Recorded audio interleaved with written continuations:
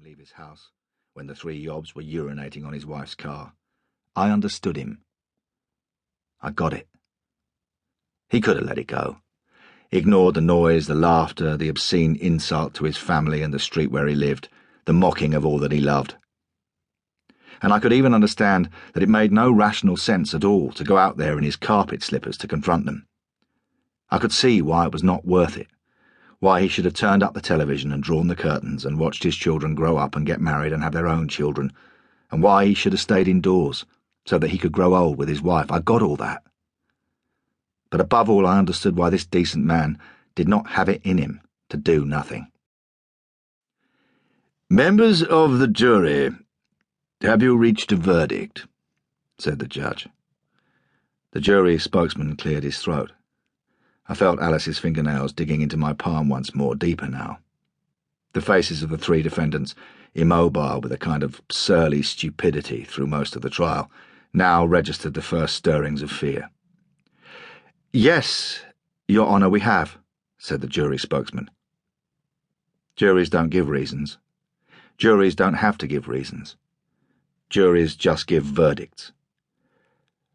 Guilty. Guilty. Guilty. And juries have no say in sentencing. We all looked at the judge, a papery-faced old man who peered at us from under his wig and over his reading glasses, as if he knew the secrets of our souls. "Involuntary manslaughter is a serious offence," intoned the judge, glowering at the court, his voice like thunder. "It carries a maximum penalty of life imprisonment." A cry of "No" from the public gallery. It was a woman, with a barbed wire tattoo on her bare arms. She must be one of the boys' mothers, I thought, because none of their fathers had been spotted for nearly 20 years.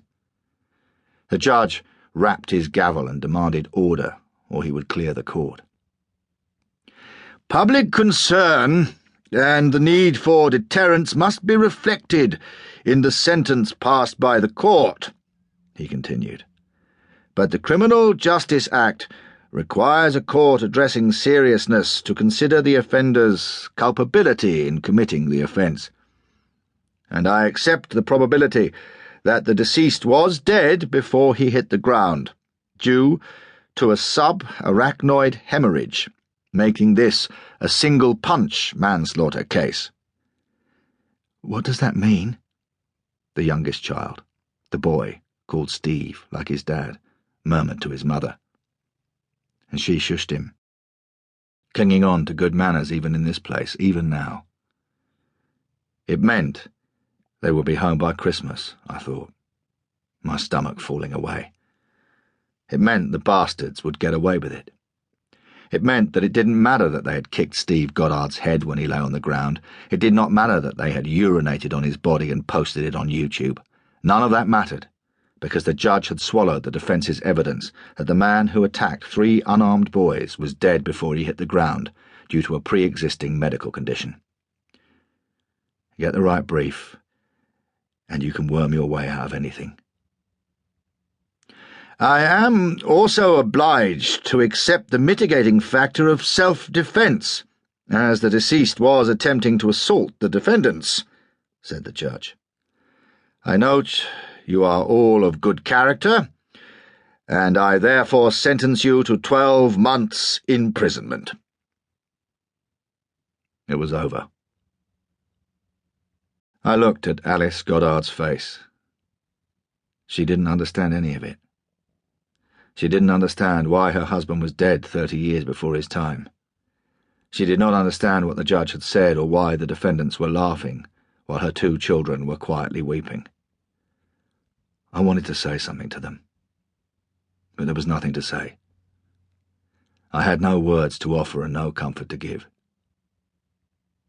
Alice Goddard let go of my hand. It was over for everybody apart from her and her 2 children. It would never be over for them. Alice was smiling, and it tore at my heart. A tight, terrible smile. "It's all right, Max," she said. "Really."